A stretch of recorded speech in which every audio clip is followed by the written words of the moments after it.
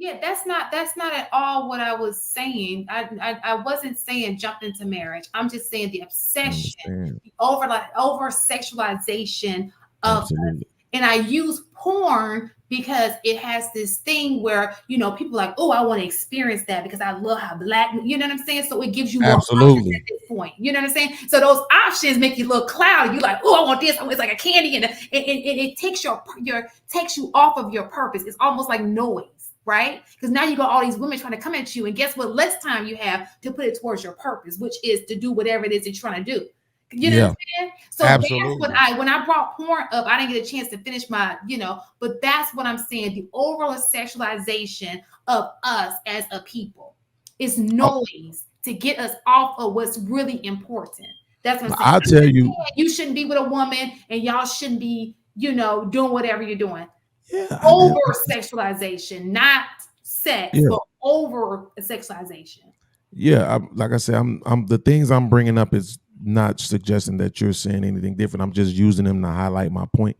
But I will say this, as it pertains to the kids, absolutely, I think there's too much porn, and I think it because they have way too much access to it. Access to it.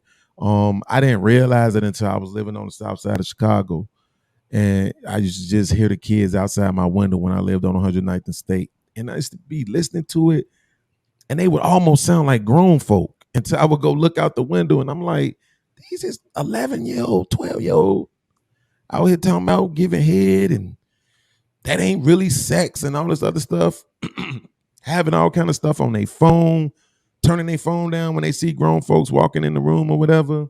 So yes, I agree with you about the over sexualization. I'm just saying, as it pertains to professions and being professionals, Oh no, I man, wasn't women are making some great strides. Our men are making some great strides. They're not letting sex impede that. But I will agree with you that we are allowing sex to impede families. Absolutely. Because we get together on Tuesday, we pregnant on Friday. And now we at a war. And now we in I court. don't think it works that way. But I'm just saying, like that's an exaggeration, but it's like that's what we do. We don't do what them that black woman and that white man did. Let's just be honest. we don't. We don't do But that. We get but together. Did. in all You fairness, did, Marcus. Okay, salute to Marcus. but Then. in all fairness, there are people in relationships for a long extended period of time and Yeah, never get to that point. And like I know, when children are involved, children add somewhat of some stress to a relationship. absolutely. And so when you are married, it's a little hard. I mean, you may be a strong-willed man. So you may Mhm, be like, there's nothing that's gonna make me leave, but we know that not all men are built like you. So mhm. some men, when the going gets tough, they get a going. You understand what I'm saying? Like, oh, it's not going this way. It's easier to leave a situation when there's nothing really there that's gonna, if you say, oh, I can co-parent, we can just do this separately because it's a little easier that way. People don't always take the easier route because maybe they don't have the foundation or the part of you that makes you the person that you are. You understand what I'm saying? But So without disagreeing, think about what you're saying. So you're saying outside of the marriage, it's easier for men to leave, of right? course. But for some reason, inside of the marriage, the women are always leaving. Well, yeah, you're 80%. I absolutely agree that it's easy to, but so this is the thing about women. To know a woman, she left a long time before she even filed the divorce papers, right? And Absolutely. so what usually, and we need to have a whole conversation about divorce because divorces just don't happen because they don't happen. They happen. Divorces Mhm, happen for a reason. You know what I'm mhm. saying? And it can be, oh, nigga, you done slept with this many people on me. Some women aren't intolerant, they don't tolerate that very well. You know what I'm saying? It could Mhm. be, we just talked about a few of them at the beginning of the thing. I'm doing too much work. I'm doing all of the housework and I'm had half of it. Your situation may be very different than another person's situation. But if you ever just dig deep into why things happen, it's not just because now you got some trifling chicks. They be like, I just don't like him no more. She didn't like him in the beginning. She just wanted to be married. Let's just be clear. But That's why you you should. right, but that's why but for the most part there's usually a reason behind everything. You know what I'm saying? And you never know anybody's story until you put them and you see. And sometimes he was perfect, and maybe she thinks like, "Dang, I had a perfect one," and maybe she needs to experience life out here in these streets just to realize to appreciate what she had at home. And usually those women do go back. You know what I'm saying?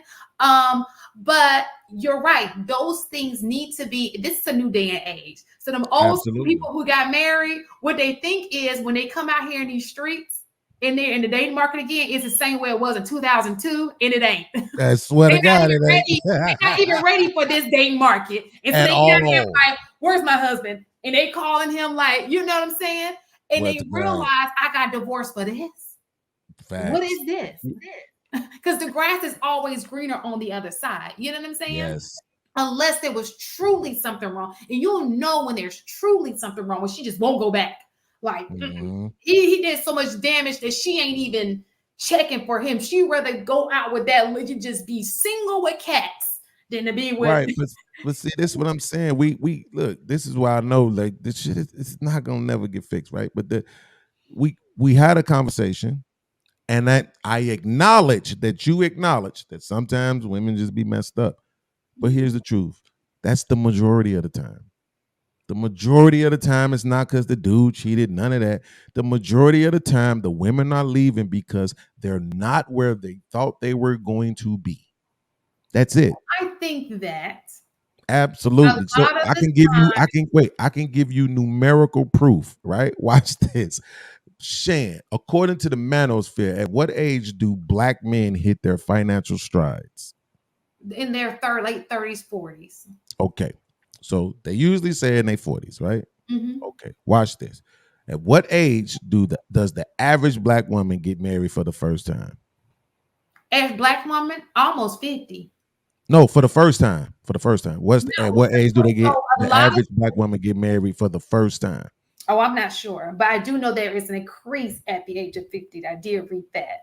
So according to my research, it's 29 and 30, right? And for the black man, it's 30 and 31, Oh, right? That's the average age. mhm. Okay. So how long does what percentage of black marriages end in divorce? It's like 48%. We just say 50, right? And Mhm. then women file 80% of the divorces in the black community, right? But now watch this. The median years, the average years for a black marriage is 5.5. So if we get married and you 29 and I'm 30 and we getting divorced when I'm 35 and you 34, you didn't even give me enough time to make it to my financial stride.